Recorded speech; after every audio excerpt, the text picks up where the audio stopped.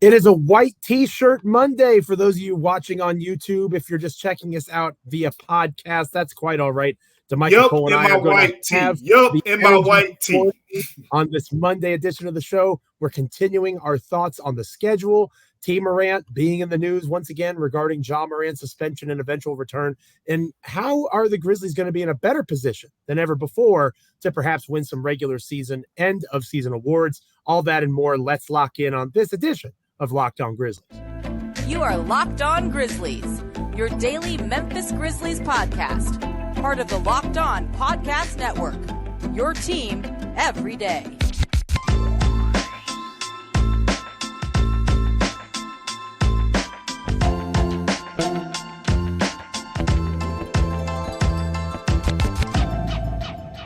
Yes, it is a back-to-school edition of Locked On Grizzlies. Lots of people are going back to school this time of year, not just in Tennessee, but across the United States over the next week or two.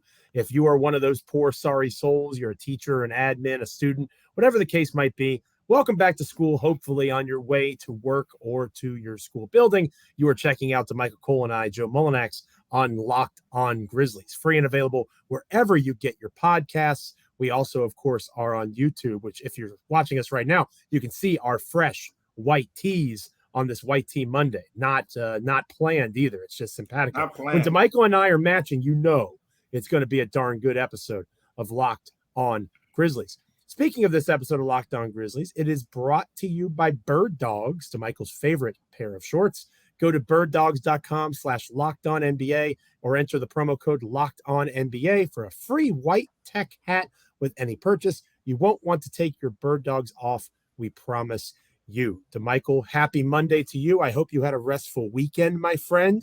I don't know about you, but I've been stewing ever since we had our Friday show, just thinking about all these different things schedule-wise we could talk about. It's just too big for one episode of Locked On Grizzlies. Man, Joe, I'm excited today. I'm excited today. You know, we come out in the white tees. You had me thinking about the franchise boys. You know, back in the day, we used to do the lean with it, rock with it. You know what that is, Joe? Lean with it, rock I do with know it. What lean with it, rock with it is. Yeah, absolutely. Some franchise I have boys. both leaned with it and rocked with it in the past. and Joe, it's not just us excited, man. The people are excited. I didn't even tell you before the show. Shout out to my guy who I saw downtown as I was riding. I was riding downtown in Memphis. And my guy pulled up beside me and said, you know, he's a loyal Locked On Grizzlies listener every day. I wrote the window down. He wrote the window down. He said, I listen to Locked On Grizzlies every day. So shout out to him and shout out to everyone else who, you know, we see out in public who let us know that they appreciate the show. So I think we got a great show for you guys today. The opposite happens to me, right? Like there was a news story in the Richmond area. We have a young lady who's going to be a starter on our JV team for the first time. I saw the story went viral. It was like Action News 5 picked it up there in Memphis. Yeah. And I went through the comments, you know, just out of curiosity, because I'm in the video, head coach Ja Morant, right? And I was like, oh, maybe somebody will say Locked On. Oh, that's Ja Morant from Bluff City Media. No such luck. Everybody, some of the comments were very positive and others not so much. So just a friendly reminder to never read the comments. That was another reminder there. But anyway, Damichael is a celebrity. I am not, and that's quite all right. That's probably the way that it should be here on Locked On Grizzlies. Damichael, we talked about the schedule for the Memphis Grizzlies. It's an exciting one. Again, go back to Friday's episode if you want the overall kind of takeaways we had on the schedule. But we're going to go a little bit more in depth, Grizzlies specific in terms of returns, right? This is the place and the time. You know, obviously Dylan Brooks was the longest tenured Grizzly, and now he's no longer in Memphis. He's with the Houston Rockets. Tyus Jones, part of that 3-team trade. He's with the Washington Wizards now. I mentioned that Washington Wizards game that I hope to be in person for, and it sounds like you might hope to be in person for it as well. Looking ahead at the schedule, focus specifically on times that we come across old friends, perhaps, Damichael, might be a worthy way to start off our Monday here on the show.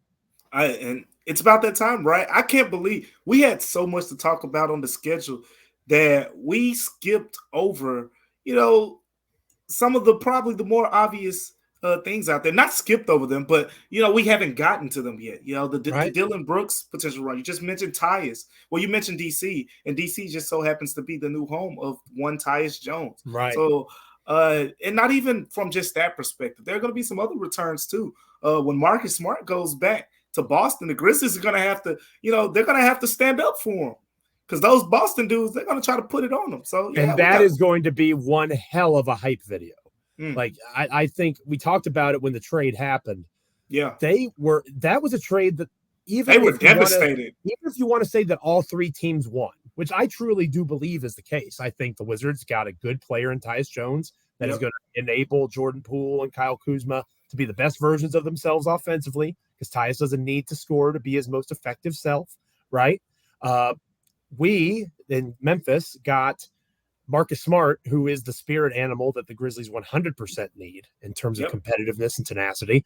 And you could easily argue between 2 first-round picks and probably the best player in the trade, and Kristaps Porzingis, who played at an all-star level last season. The Celtics won the trade if only one of the teams did. Again, I think all three did. But my overall point, Damichael, as you were alluding to, Celtics fans were devastated that Marcus Smart was gone. I honestly think that they might have been happier if it was Jaylen Brown being traded as opposed to Marcus Smart. Maybe not so much Jason Tatum. Right? He was the heart and soul of that team. Right. You're right. That's exactly right. So I think that that is going to be an interesting game, because Boston, Marcus Smart's going to be, he's that type that's going to want to put it on him himself a little bit, right? He's going to, this is what you gave up, right? Yeah. This is what you moved on from. But you're right that the Celtics' energy that game is going to be different. Yeah, and I think it's February 4th, I believe that day is, when he goes back to Boston. I'm not sure if it's Super Bowl Sunday again, but I know last year, this year, this past season, the Grizzlies and Celtics played like the early afternoon on Super Bowl Sunday. So I don't know if that's just going to be a new thing or whatever the case is, but that's what I'm looking forward to. All these returns, and they're big storylines. Of course, the Dylan one we'll get more into, but there are so many things that we could take away from the Grizzlies schedule. Of course, we touched on, some of the long West Coast trips, the going to the East Coast trip. And what I don't think we mentioned was, even with the East Coast trips, Joe, I don't think the Grizzlies have an away stretch more than 4 games. Right. That's now they have some 7 and 8s and 6 and 7s and things like that. So they still get the full, I guess, feel of a road trip. But last season they had a road trip where they went 0-5. So now you don't have one on the schedule that's more than 4 games. It kind of makes me feel like, even though you got that tough Western Conference slate, you're in a tough division now because San Antonio is going to get better, and we should talk about that a little bit too. The first game against Wembanyama, he's getting did you know that the Spurs and the Grizzlies are pretty much about even in national TV slates? Not surprising at all, in my opinion. It's wild, though, because the Grizzlies, number 2 seed last 2 years, and the Spurs, they got the number 1 pick. And it's like, all right, now you're in prime time as much as the Ja Morant-led Grizzlies. It's kind of wild to me. But Ja Morant-led Grizzlies for 2/3 of the season, right? Like we talked about last episode. You're right. You're right. And that's the important factor to point out, because if Ja Morant's playing a full season, then they're not tied. Exactly. I think that's important to point out. And I do agree that the road trip thing is interesting, but we talked about it a little bit on Friday's show. It's not necessarily fool's gold, but there are examples, and I have it pulled up here in front of me. Again, I want to shout out Rob Fisher at the Fish Nation, sideline man for the Grizzlies broadcast. He does a phenomenal job. He pointed this out. There is a stretch in March where the Grizzlies only have 1 home game. It's against the Lakers, but they have a 4-game road trip, as you mentioned, and then a 3-game road trip after that. So it's one of those that's kind of tricky, Damichael, because obviously they'll be at home for the Lakers. But of those 8 games, so literally roughly 10th of your season, every game you're in a different city, right? Obviously, one of those cities is your city, the city that you live in, at least for that part of the year. But at the same time, it's still a different city, right? So between March 18th and April 3rd, they will be in Sacramento, Golden State, San Antonio, Denver, Los Angeles, Orlando, or excuse me, check that. Sacramento, Oakland, right? Or San Francisco. Sacramento, San Francisco, San Antonio, Denver, Memphis, right? That's the Lakers game. Orlando, Detroit, Milwaukee. So it's 8 different cities, even though one of them is your own. So that can be challenging. That's a in good and of point. itself. Yeah. So there's still a lot of travel and all those sorts of things involved. But again, one of the beautiful things about the schedule is there's so much meat to it. You know, it was hard for me to digest there for the last minute or so. So we love meat, man. Oh, I enjoy meat a good bit. And speaking of meat, we'll talk more about the meaty part of last episode of Locked On Grizzlies, where I lost my mind. I think I said Adam Silver is the most overrated sports commissioner. You did. You took it there. And I don't regret it. Like, I still feel that way. But I know Ja Morant, you'll talk a little bit about some of the comments he had over the weekend regarding Ja, his eventual return, his obviously upcoming suspension. Yep. We'll talk about Ja Morant's situation and how his father views it next here on Locked On Grizzlies. But first, this episode of Locked On Grizzlies is brought to you by Birddogs. And again, Damichael, I don't want to put your business out in the street. Okay. But I know that you were covering the St. Jude golf tournament, and hopefully you were wearing your Birddogs, because that would have been the perfect place to rock those shorts, because they make you look good. They're stretch khaki shorts that are designed to fit slimmer through the thigh and leg, giving you a truly sculpted look. They fit way better than regular shorts that are made from a stiff, restricting cotton. Birddogs are not that way. They have a cloud knit fabric that looks just like khaki. It stretches so you get a slimmer fit without having to sacrifice that movement. Show off your legs. Show them off. Be free and be brave to display and describe your comfort while rocking Birddogs. Go to birddogs.com/LockedOnNBA or enter promo code LockedOnNBA for a free white tech hat. That's birddogs.com/LockedOnNBA or promo code LockedOnNBA for a free white tech hat. You won't want to take off your Birddogs. We promise you. We'll be talking Ja Morant and his upcoming situation and perspective on it from his pops next year on Locked On Grizzlies. Welcome back to Locked On Grizzlies. I am Joe Mullinax, one of your hosts of this wonderful podcast that we like to call Locked On Grizzlies. I write over at Bluff City Media. I also am a contributor from time to time over at SB Nation. I'm joined by Damichael Cole of the Commercial Appeal there in Memphis, Tennessee. He is the Grizzlies beat writer for that publication. Make sure you're following him on Twitter at Damichael C. If you do not already do so, make sure you're following me on Twitter at Joe Mullinax. It's a great place to yell at me, be frustrated, all those sorts of things. Joe, don't forget, it's X.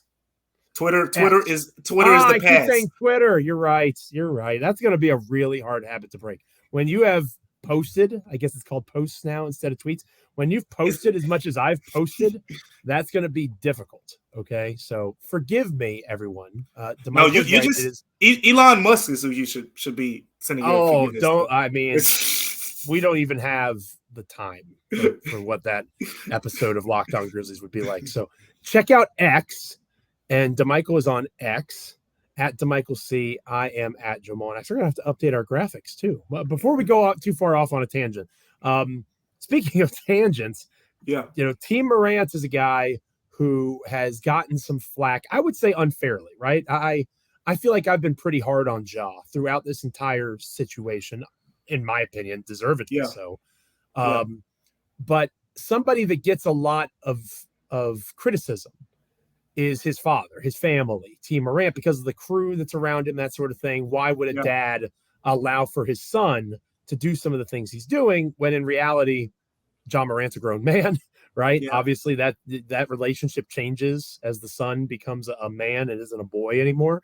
That relationship changes once finances are involved, right? Not to get too into the weeds with that. But I mean, Ja Morant is the breadwinner for that entire family. He is the guy who has changed the life course, generational wealth wise, of an entire group of people, and then people that haven't even been born yet. So once you're in that spot, it changes the dynamic and it makes it a little bit more difficult. But I know, Damichael, that Ja Morant had some things to say this past weekend regarding the Ja Morant situation. And, it was interesting to hear what he had to say. Yeah, I'll go ahead and say it. I want to say something as well here. But basically, the comments we're referring to, if you haven't heard what Ja Morant said, he was in New Orleans at a basketball camp. And he basically said that my son didn't get in trouble because of the people around him. he got in trouble because of his decisions. Basically saying the reason Ja Morant got in trouble wasn't because of Devontae Pack. It wasn't because of, any other friend. It wasn't because of T. Morant. It was Ja Morant's decision making. Now, because I like to think that many of you are loyal, locked on viewers, hopefully you will remember way back in March, Joe, when we first started having this conversation.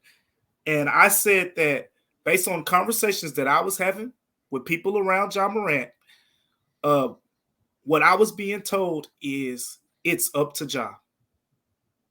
It's up to Ja. He has the power to shift things. I physically have seen and I've heard stories how his friends will move mountains around him to keep him out of harm's way, to keep him out of trouble. You want Ja to come to this event, that event? How many security is going to be here? Is he going to be able to go through this entrance? Is he going to? They're on top of that stuff from what I've experienced for the most part. This is Ja, and I'm going to compare this. I'm going to compare it to a love relationship, Joe. I'm going to compare this to love, right? Locked on love on a Monday. I like that, Damichael. This is the best analogy that I can give in terms of the Grizzlies fan base in terms of Ja Morant. The fan base, I want to say this the right way. Leading up through this entire situation, I think the fan base made a lot more excuses because that's what you tend to do, because you want to ride for Ja, and you should as fans. But there were a lot of excuses made after the first time, and even some the second time. Not as many, but specifically after the very first incident in early March, right, in the Denver area nightclub out there. But it's like when you're in a relationship with someone and that friend tells you this and tells you that, and you say, but you see the good. You see the good in them when everything's bad is right in front of your face. But you're like, but they still texted me this morning. Well, they also didn't do this. They didn't take you this place. They didn't give you this. They didn't do this for your birthday, but they texted you this morning. So basically what I'm saying is, with the fan base, there were a lot of excuses made. So seeing T. Morant basically come out and say that's exactly what it is. And you know what? The good part about it, the fact that T. Morant is saying that publicly, Joe, you can speak from the father perspective, but I'd be willing to bet that he's had some real good conversations where he feels confident about Ja's ability to get better from here, for him to say that publicly and know, that people are going to talk about it. Safe to say, and I appreciate you. I have 3 children, an almost 8-year-old, a 5-year-old, and a 2-year-old. So I'm not quite at the stage of life that T. Morant is at. But I can acknowledge the perspective of, if you are willing to say that in public about your very public son or child in general, you almost certainly have had that conversation in private, and it might have sounded a little bit different in terms of tone. I do believe that everything you just said is exactly right. And we talked about it several times throughout our coverage of everything around Ja as it all was transpiring back last spring. At the end of the day, to use one of your phrases, there is only one person to blame, and it's Ja Morant. Devontae Pack does not have any power over Ja Morant. Ja Morant could say Pack is gone tomorrow, and he won't be around. Yeah. That is the level of wealth. That is the level of power within his circle. That is the significance of this person being successful for a burgeoning group of individuals, right? Yeah. He could do that immediately. But at the same time, you can't say that he's a man and the relationship with the father is different as a man. And then, to your point, make excuses for him saying it's somebody else's fault. He has to be, it's 2023, so this is an outdated. He has to be a man, right? He has to be a person in the 2023 vernacular. You need to be an adult, which is probably the best way to say it, and acknowledge that you are flawed. You have made mistakes. And in order for this to improve, you are going to have to be the one to make the change, because it is your life. The difficult part for Ja is his life directly impacts so many people, not just on an emotional level, right? We all have those circles in our life. If something happened to Damichael, if something happened to me, we are families, close friends, that would shift the direction of their life. Obviously, Morant is cared about as well he should be as a father and a son and a human being. But when you bring the money into it, right, when you bring all the obligations into it, it's difficult to talk about because that seems superficial. Yep. But once you get to Ja Morant's level with those sorts of things, it's not insignificant, right? It is a significant point to make. So it's good to hear T talk about these things because when he says that, it makes me think that Ja has at least heard it. Not things just are going in the right direction. Yeah. Right. Yeah. T, from the conversations I've had, T, just get to know T. As most fathers are, he's a very protective father. Of course. For him to go out and say that in public, that's confidence. That's, man, I can challenge my son in front of everybody because I am confident that he's not going to make me regret those comments. And he's earned credit for that, I'm sure. Yep. The redemption hoodies, for example, that everybody, well, not everybody, lots of people outside of Memphis gave the family crap for. Understandably so, to be honest with you, if you try to your best to be unbiased, that made him look silly, right? But he was trying to be supportive of his son. And again, when all is said and done, Ja Morant has one person to answer to for all of his life, taking all the philosophy and religion and all that stuff out of it. We certainly don't have enough time for that on Locked On Grizzlies. There's one person who sure as heck is going to be there when Ja Morant breathes his last. It's going to be Ja Morant. And when that comes, he has to, for himself, say, did I live my life the way that I wanted to? I think to this point, there's been a heck of a lot of positives. There's obviously been some things he needs to grow from.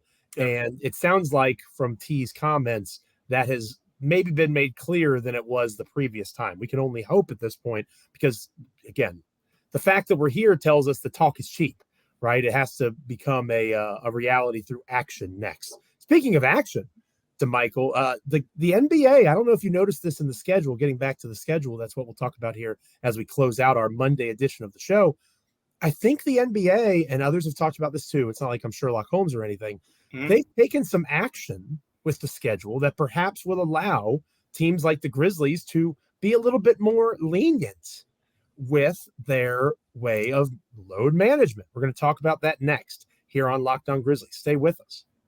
Welcome back to Locked On Grizzlies. I am Joe Mullinax, joined by Damichael Cole of the Commercial Appeal in Memphis, Tennessee. He's the Grizzlies beat writer for that publication. I write over at Bluff City Media as the Memphis Grizzlies columnist.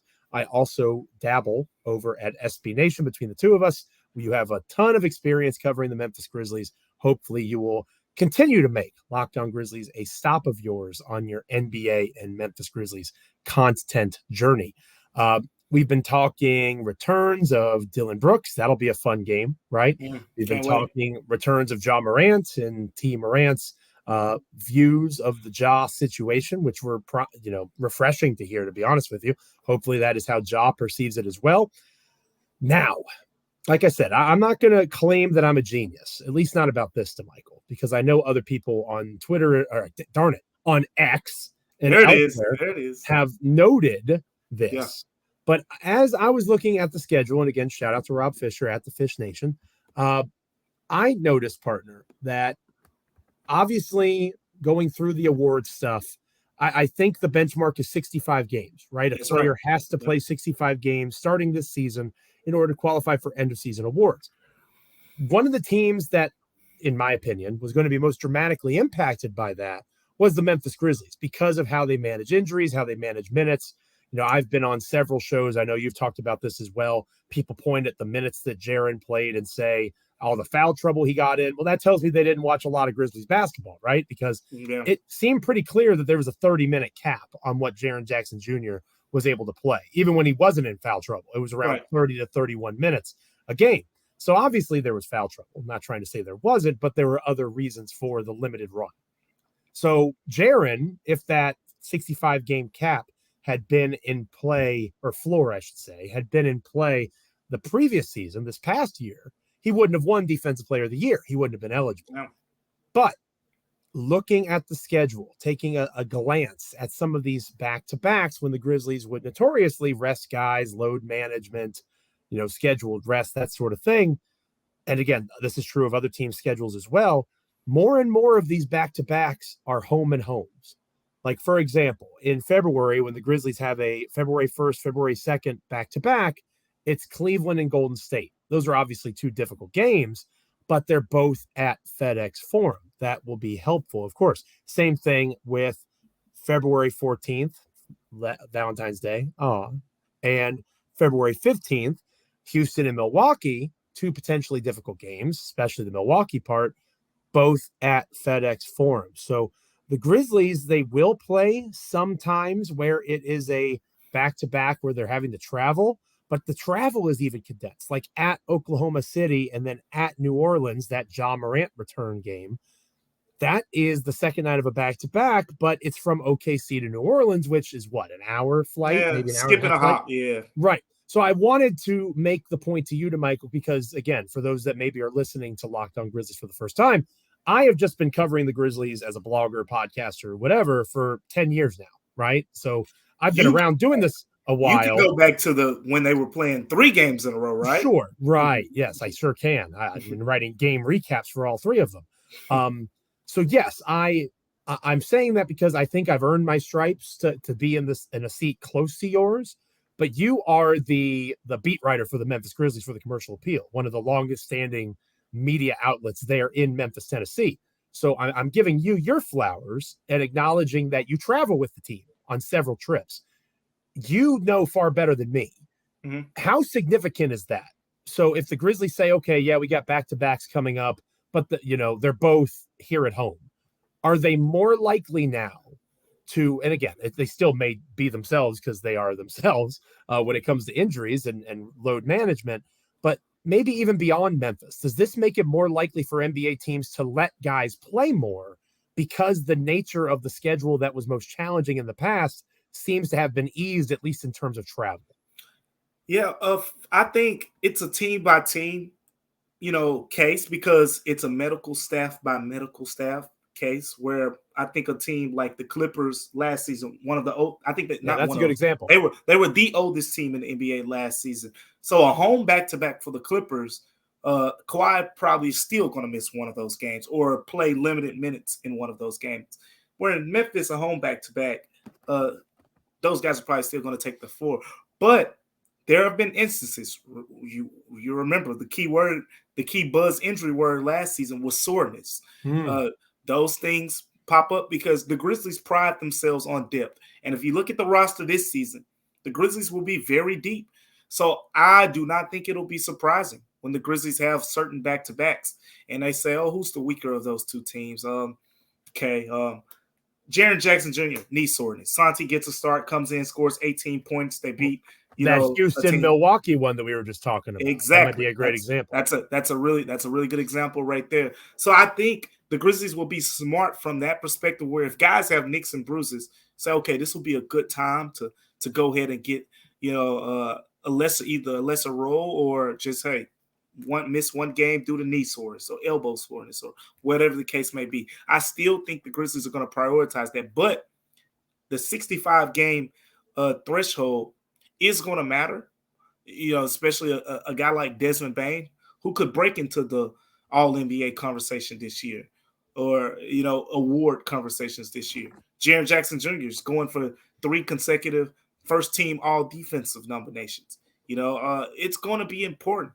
And as we get into contract extension time in a year or so from now with Jaren Jackson Jr., those accolades are going to matter. So I think guys are going to be trying to play, but I think it's more about Zaire Williams, right? We talked about him, how the Grizzlies held him out of summer league and things like that. That's the player I think it's going to impact a little bit more than those guys. Those guys are going to play.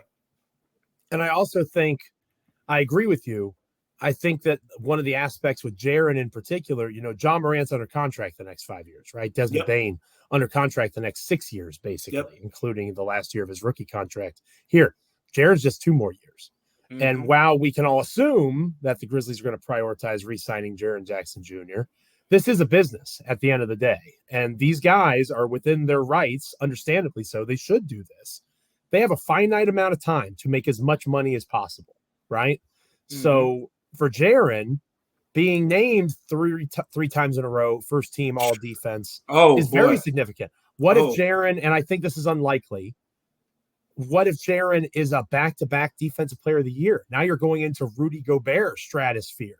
I think you're going into Anthony Davis, Jason that's Tatum, a better example. Contract extensions. Yes. Like it. Those are better examples. The money, we've talked about the salary cap, and I mean the new CBA. Jaren is about to be potentially. He has the potential to be a 35% max player. And we'll have this conversation deeper as the time gets closer. But it matters for what we're talking about right now because Jaren's going to want to stay on the floor. Because if he adds that first team all defense and that DPOY, as you just mentioned, that makes him a 35% player. When you see Anthony Davis and Jason Tatum and Jaylen Brown, well, not Jason Tatum, Jaylen Brown, but Jason Tatum's is on the way as well. They're getting these contract extensions where they're getting paid over $60 million a year.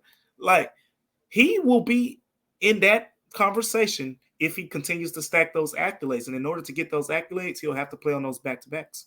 So I think we're going to see him more than we have in the past. What that'll mean for his defensive numbers and his offensive numbers, we'll talk about that perhaps on our next edition of Locked On Grizzlies. Thank you so much for checking us out wherever you are listening or watching, whether it's wherever you get your podcasts or over on YouTube. Like, comment, rate, review, subscribe. Most importantly, make us a part each and every time there's a new episode of Locked On Grizzlies of your NBA and Memphis Grizzlies media consumption. Damichael and I appreciate it immensely. Partner, maybe on Wednesday we continue that aspect of the conversation. It is an NBA Finals Wednesday on Locked On Grizzlies. Maybe we talk about Jaren as a offensive force. Does that take away from his defensive numbers? How likely is it that we see regression in that space, even if he is still a really good defender, which he probably will be? How likely is it that you see that take a step back because of the greater offensive role? And maybe some other players who might be in that mix. If you're asking more of Marcus Smart offensively, will his defense take a hit? Maybe we take a look at some give or take kind of stuff on our next edition. Let's do it. I already have in my head some really good things that some Grizzly players have said on that topic. So that'll be fun to dive into. That's going to be fun to dive into. So make sure you're with us on Wednesday, a finals edition of the podcast here as we continue to grind forth through August. We'll be back on Wednesday, Finals Wednesday, talking again, that give or take, Jaren taking a little bit away from defense for more offense and other examples. Until then, stay safe. Have a great week. Make sure you're liking, rating, reviewing, commenting, subscribing, all those fun things. We'll catch you next time on Locked On Grizzlies.